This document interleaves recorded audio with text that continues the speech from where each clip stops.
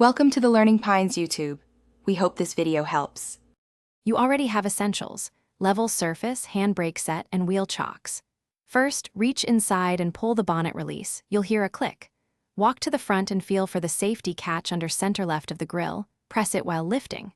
Once done, raise the bonnet slowly until you can secure it. If your car uses a prop rod, seat it into the designated hole.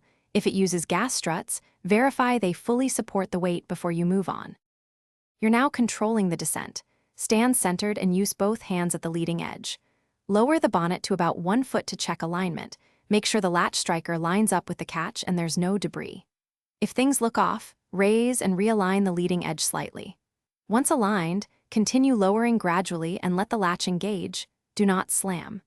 Applying steady pressure until you hear the click ensures a secure closure and prevents seal or latch damage. You're almost done. Apply a firm, even double press at the center front to fully engage both primary and secondary catches. This confirms a complete lock. If the bonnet resists or pops open, stop and inspect the latch striker for distortion. Lubricate the mechanism and clear any ice or grime. These are common causes.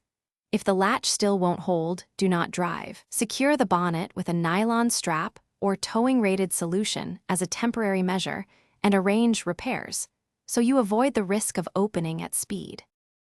Thanks for watching. Consider subscribing if we helped you.